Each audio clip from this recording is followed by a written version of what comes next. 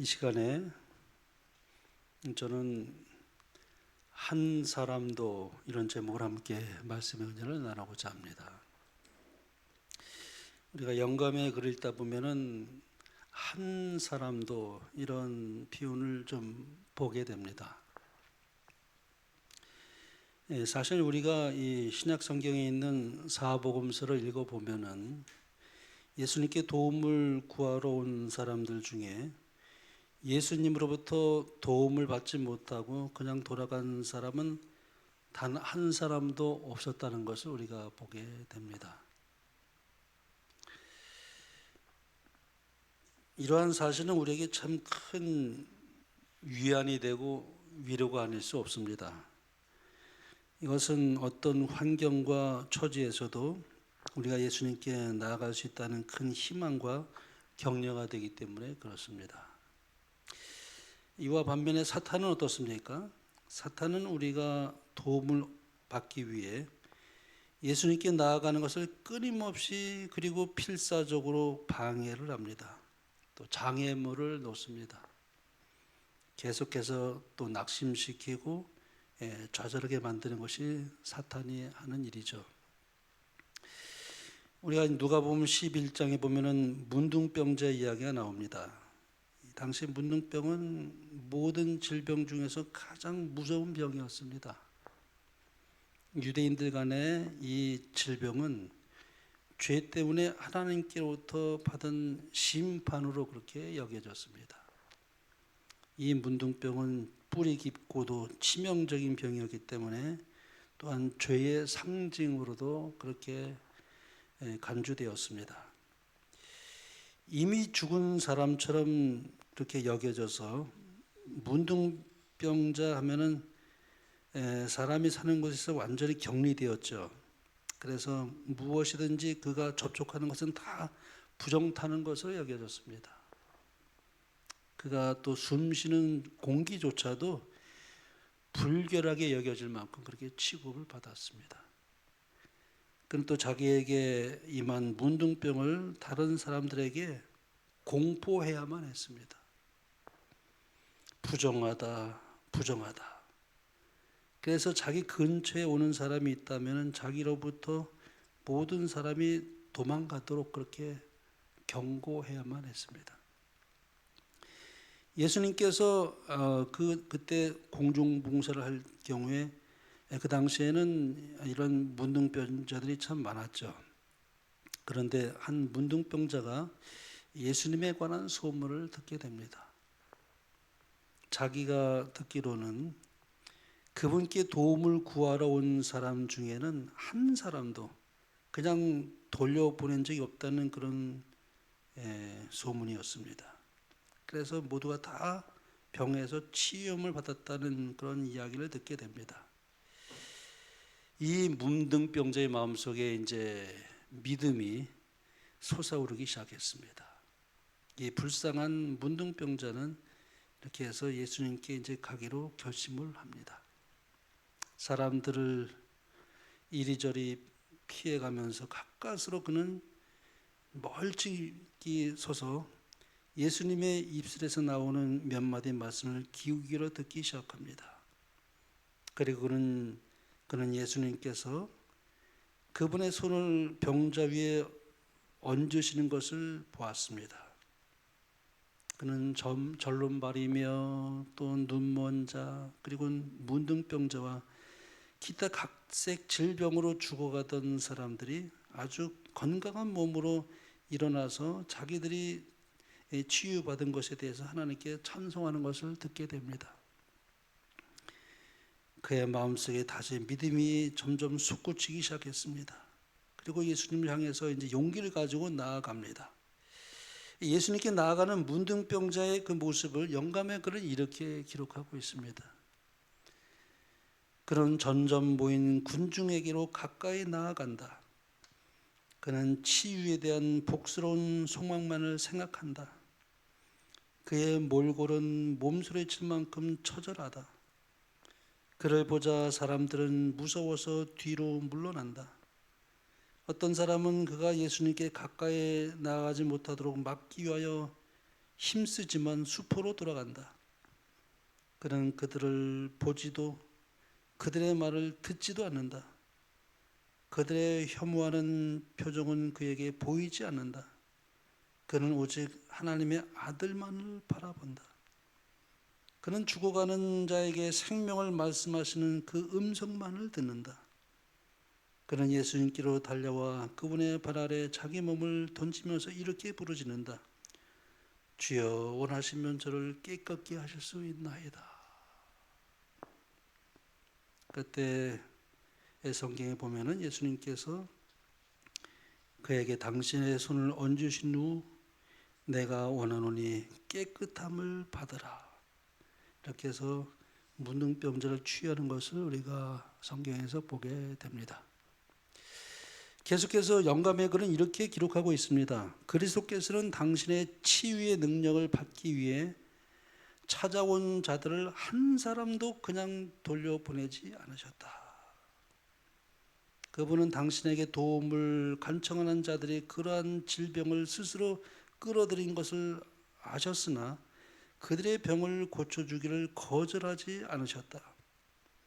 그리고 그리스도께로부터 흘러나온 치유의 능력이 이러한 불쌍한 영혼들에게 들어갔을 때에 그들은 죄를 깨달았으며 많은 사람이 저희 육체적 질병과 함께 영적인 질병도 고침을 받았다. 예수님께서는 병자들의 육체적인 질병을 치유하면서 영적인 질병도 함께 고쳤다 이렇게 말씀합니다.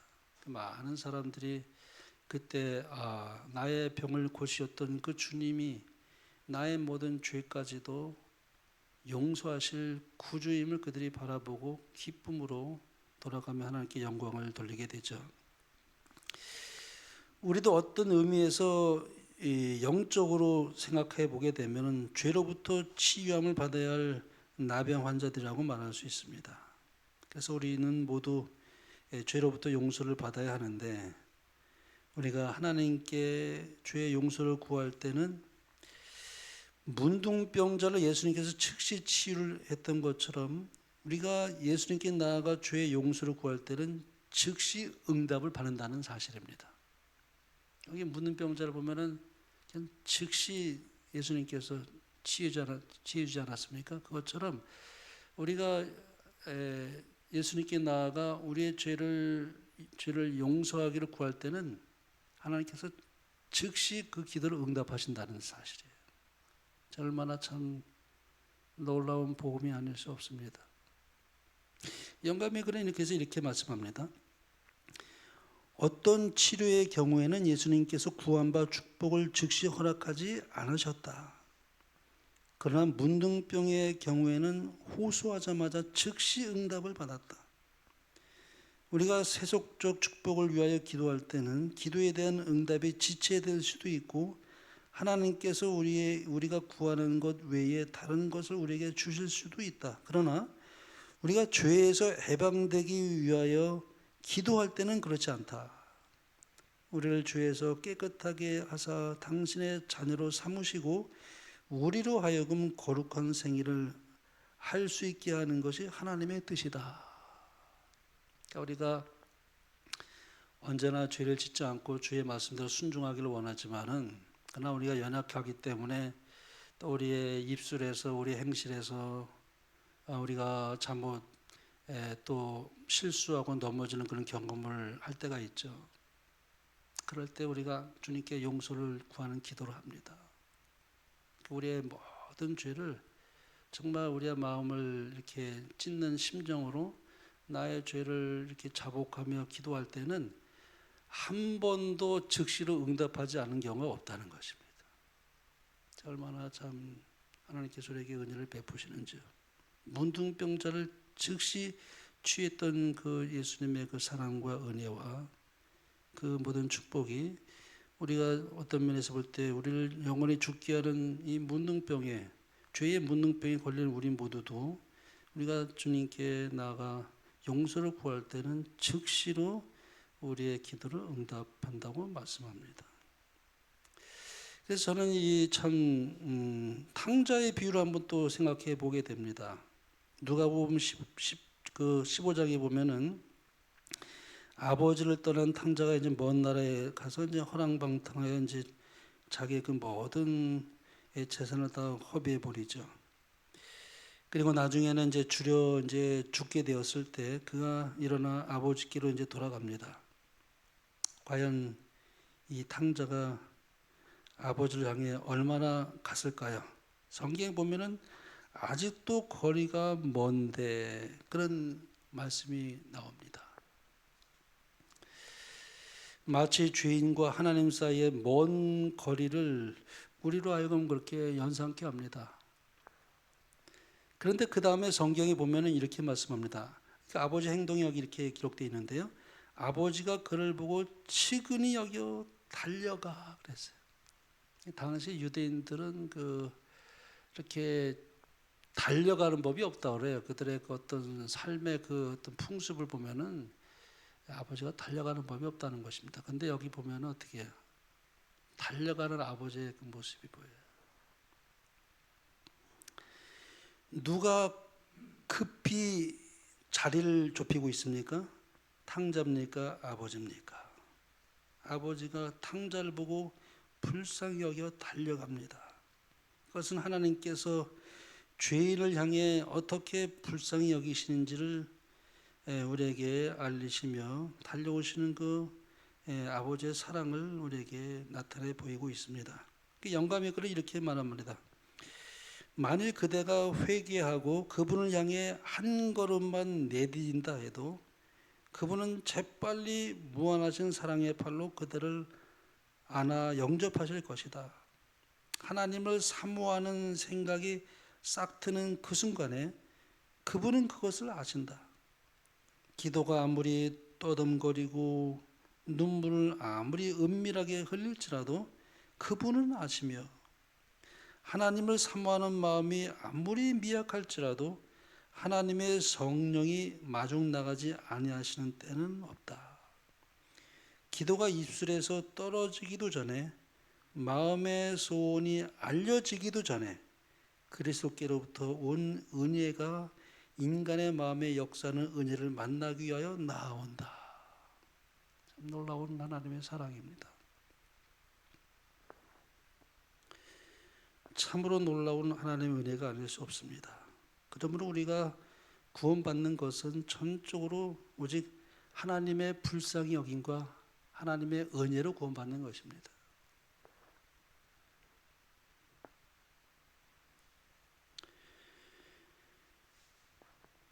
우리의 인간의 마음에 역사하시는 성령의 은혜가 아니면 우리는 결코 아마 구원에 이르지 못할 것입니다.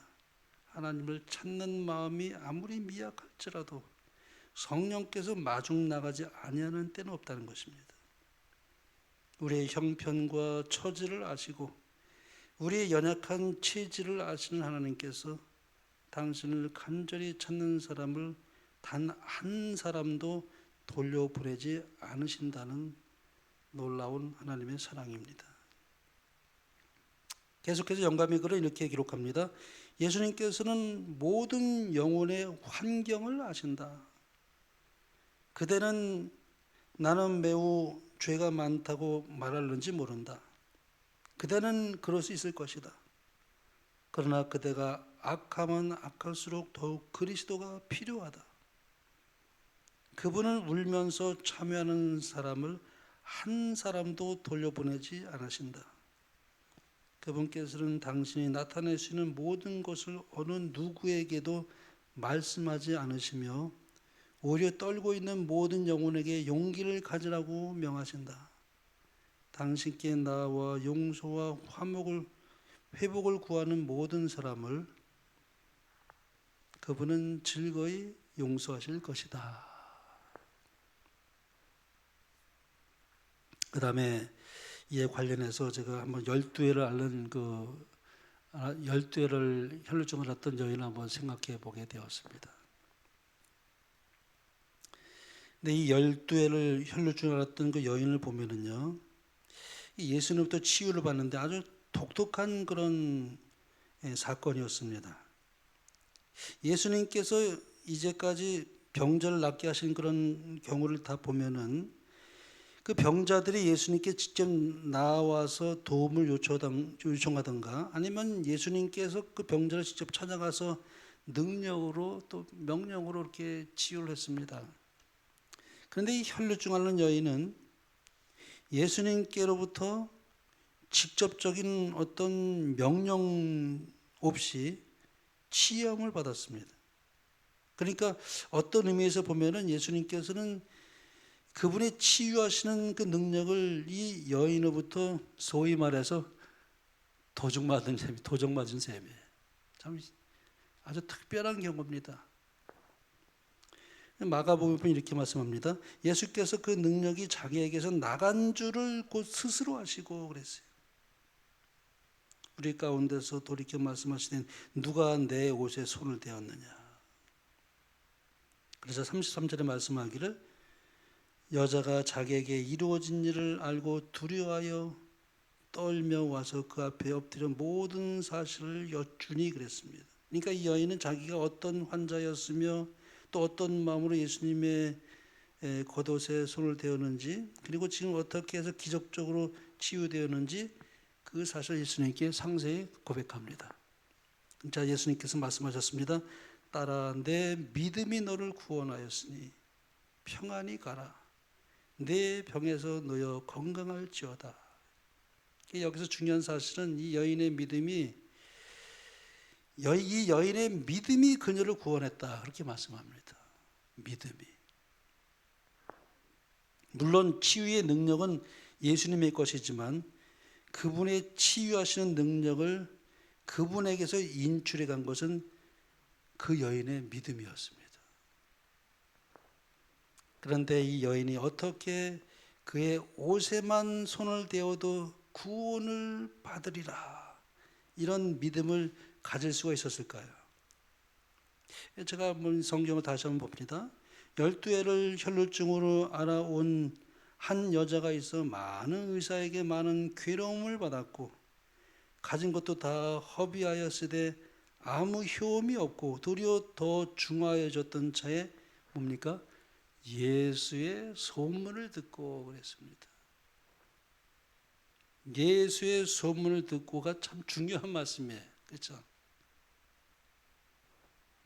그러므로 믿음은 들음에서 납니다. 들음에서 나요. 우리가 로마서에 보면 그런 말씀이 있죠.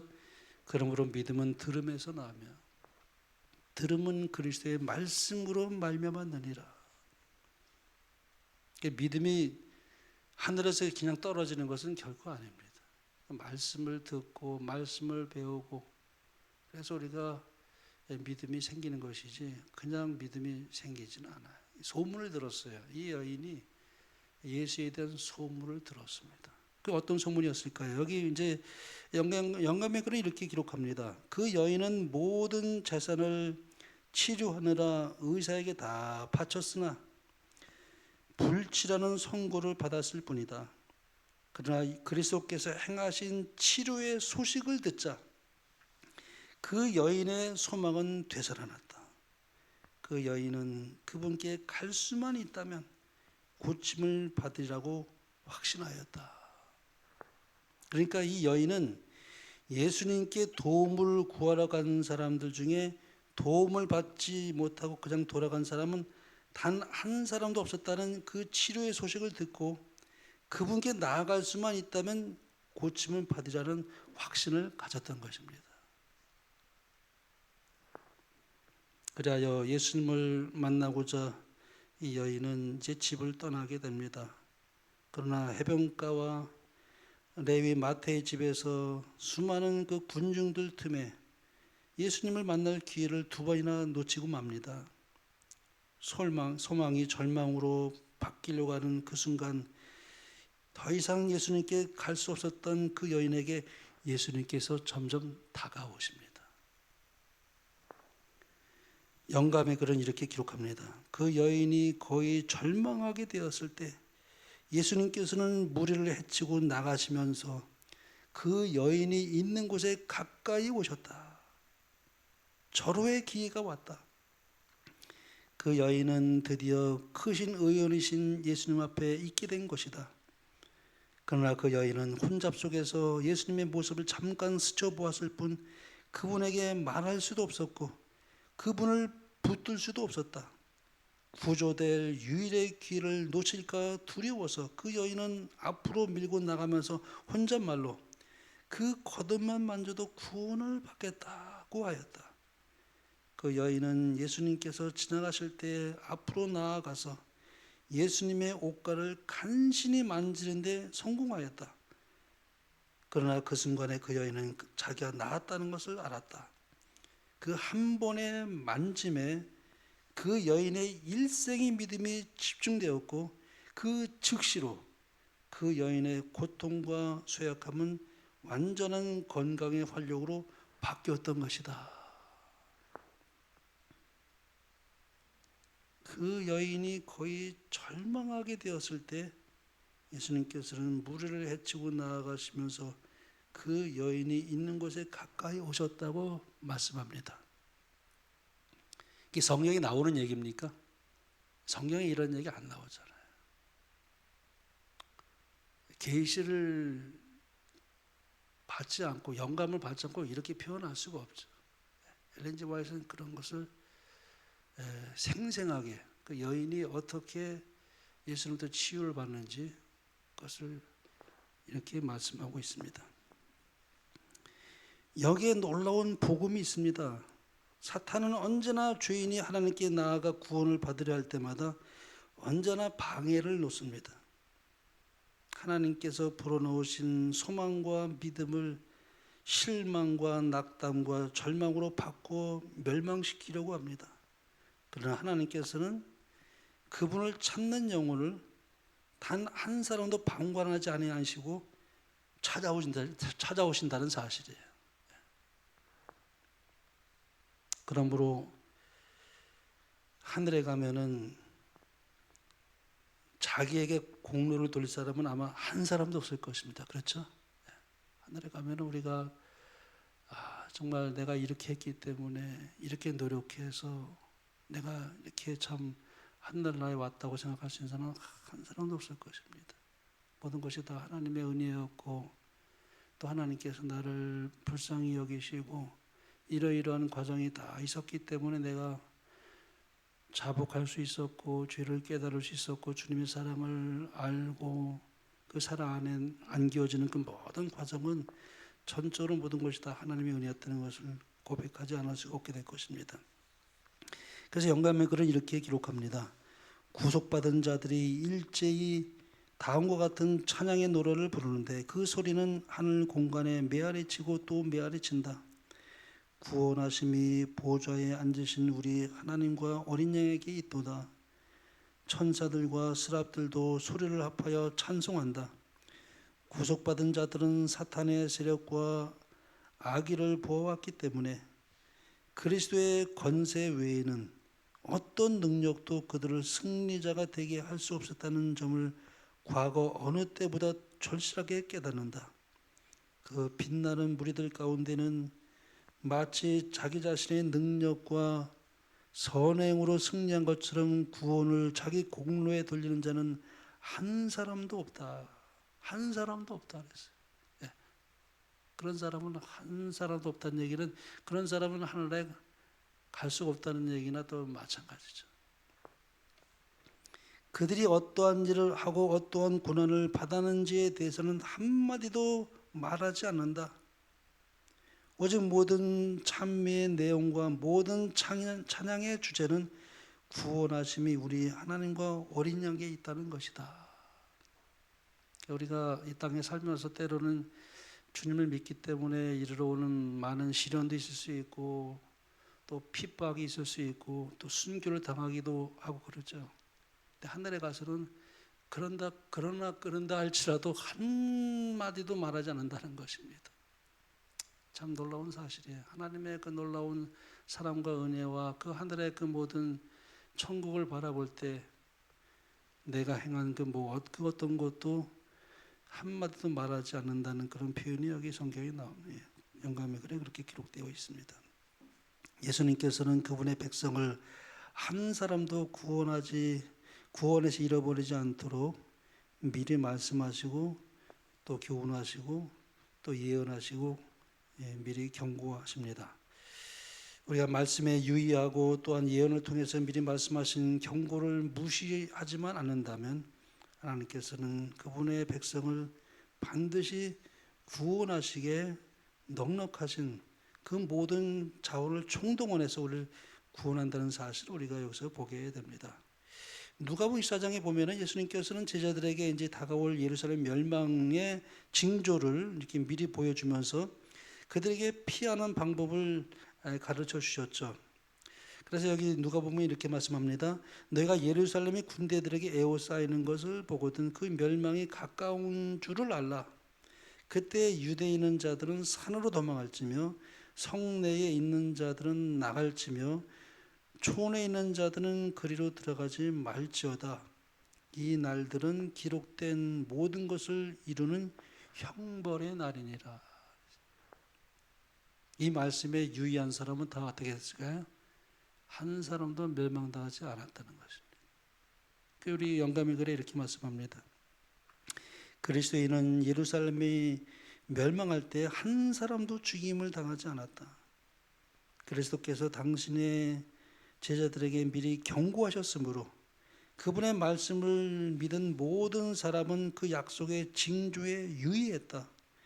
예수님께서는 너희가 예루살렘이 군대들에게 에워싸이는 것을 보거든 그 멸망이 가까운 줄을 알라.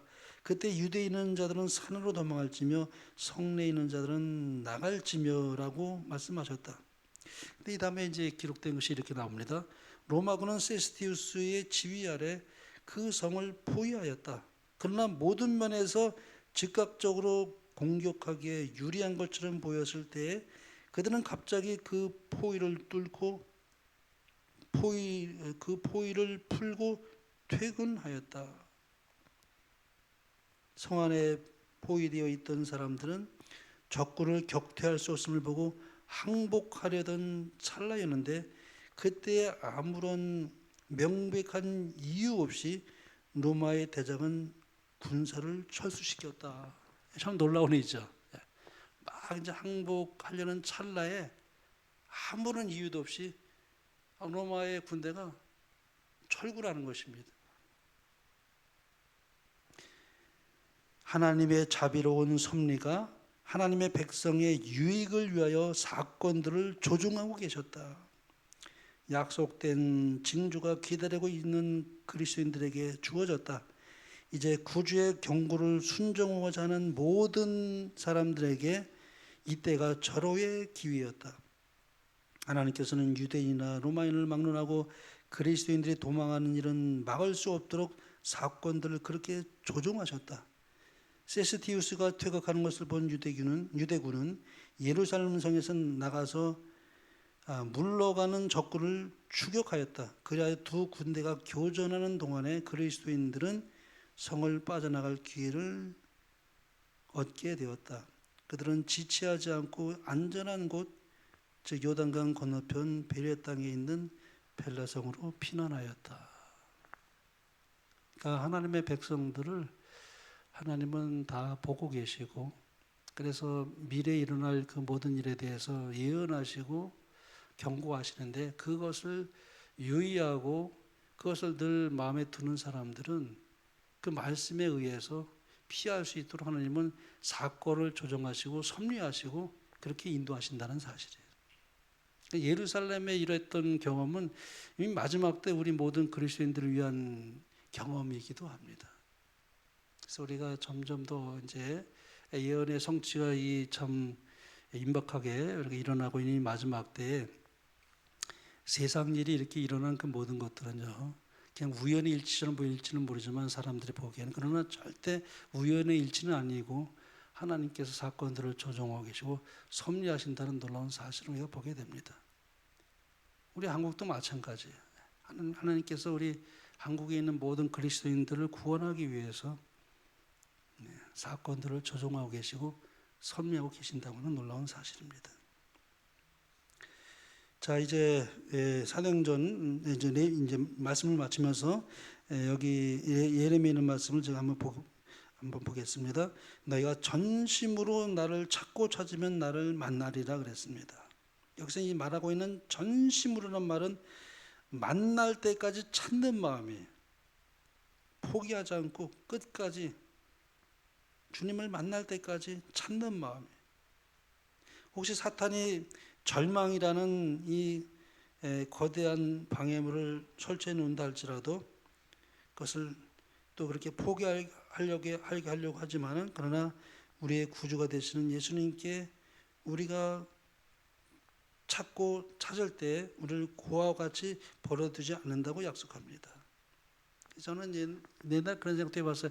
예수님의 제자들은 얼마나 행복했을까. 예수님을 직접 얼굴을 뵙고 또 말씀도 듣고 하나님의 임재하심을 경험했던 그 예수님의 제자들은 얼마나 행복했을까, 그런 생각도 해봤는데, 제가 이제 영감의 글을 읽고 나서 좀 생각이 좀 달라졌어요.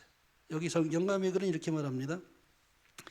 성령께서는 그리스도의 대표자이시나 인간적인 개체로 계시지 않으며 따라서 자주 하신다. 그리스도께서는 인성의 제약 때문에 모든 장소마다 친히 계실 수 없었다. 그러므로 예수님께서 아버지께로 가서 당신의 지상의 후계자로 성령을 보내시는 것이 그들에게 유익이었다. 그렇게 되면 장소 때문에 또는 그리스도와 개인적인 접촉을 할 수 없기 때문에 유익을 얻지 못할 사람은 한 사람도 없을 것이다. 구주께서는 성령을 통해 모든 사람에게 가까이 계실 것이었다. 이런 점에서 예수님께서는 당신이 승천하지 않으신 것보다 그들에게 더 가까이 계실 것이었다. 그러니까 우리가 성령을 통해서 예수님은 우리의 마음속에 언제나 가까이 계시고 임재해 주시고 또 말씀 속에서 주님을 만날 수 있고 또 성령의 그 호소와 성령의 그 인도하심을 그 영을 쫓아 행하는 우리 모두에게는 그때 당시나 지금이나 변함없이 우리는 예수님과 아주 가까운 그런 우리의 삶을 살 수 있는 놀라운 이 말씀을 여기서 이렇게 영감교는 증거하고 있습니다. 그러니까 예수님께서는 성령을 통하여 우리와 더욱 가까이 계신 셈이죠. 그러므로 한 사람도 고아와 같이 버려두지 아니하신다 그랬습니다. 또한 포기하지 아니하시고 성령을 통해서 예수님께서 찾아오신다는 사실을 결코 잊지 않는 여러분과 제가 되길 바라며 말씀을 마치겠습니다.